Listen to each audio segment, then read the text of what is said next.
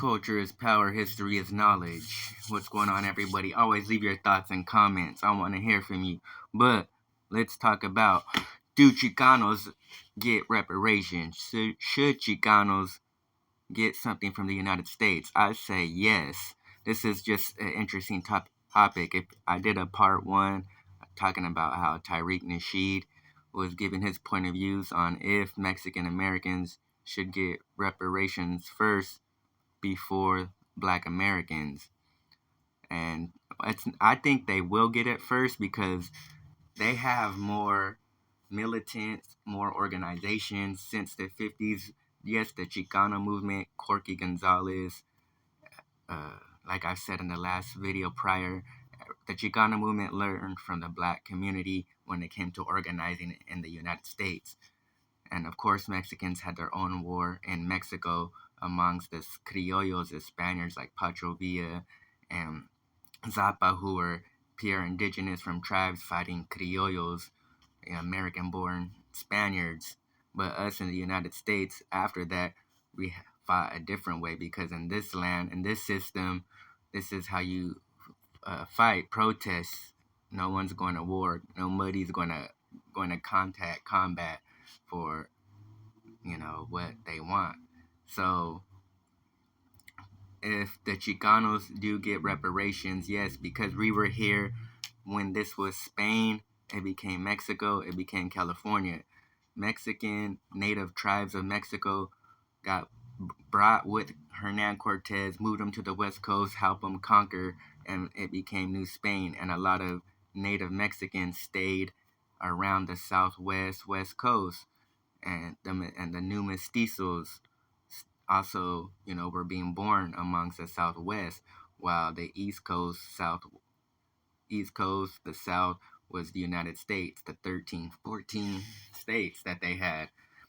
And it slowly got lost, and Chicanos remained here. Chicanos were here when this became the United States. And then during the Great Depression, Chicanos lost their land. Because before the Great Depression, Chicanos owned the West Coast still. They owned a lot of property and a lot of farmland. And that affected the United States because the United States government didn't own property in the West Coast. And they couldn't farm. The government had no true control of that land. And during the Great Depression, a lot of government or officials, whoever, white, Caucasian, United States government system just came and bought it up. Individual private owners, and a lot of these Chicanos are working on their own farms. Example, like Cesar Chavez, being from Arizona, got his farm bought, worked on it, and then decided his family brought him to the Bay Area. And then during the Great Depression, 1 million Chicanos got sent back to Mexico. So we're so-called citizens, and the United States sends us back during the 1930s, takes up all the land back, buys it up, because the Chicanos have nobody, no money, and nobody to have our backs but ourselves, which we don't got no feria. So the United States owes Chicanos for sending us back to Mexico during the Great Depression. Chicanos who were already here while this was becoming the United States officially after Mexico losing it. Yes, we have rights. And like I said, Chicano is about what?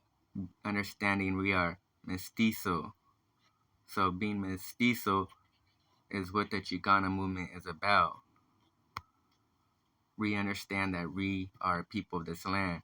And yes, we are colonized, but we've been roaming around, we've been moved around, and we deserve rights, and we understand who we are. But does the United States owe us?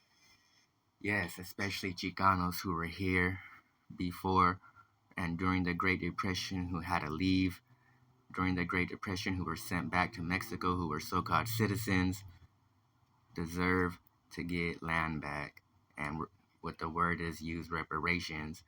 I mean, black and brown been helping each other since the 50s, 60s.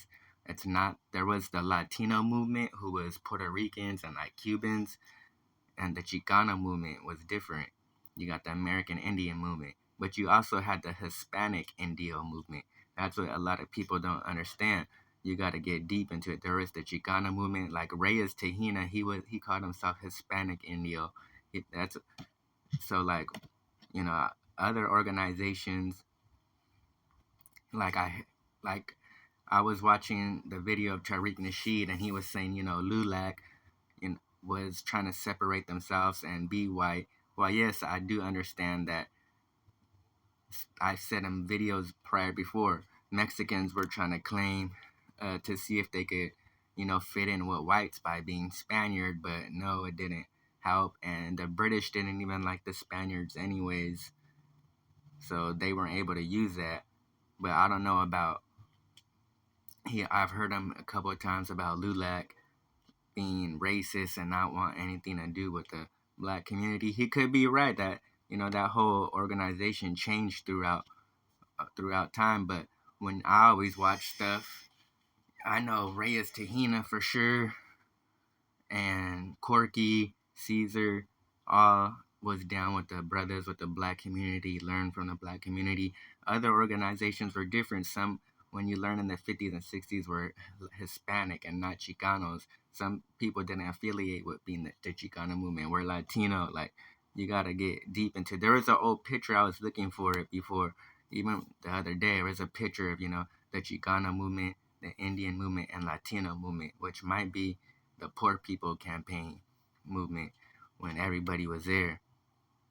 So other than that, Chicanos, yes, Chicanos should get reparations, especially if we were here in the 19th century and up into the Great Depression, getting sent back to Mexico, losing land, and just being people of this continent, like I've always said.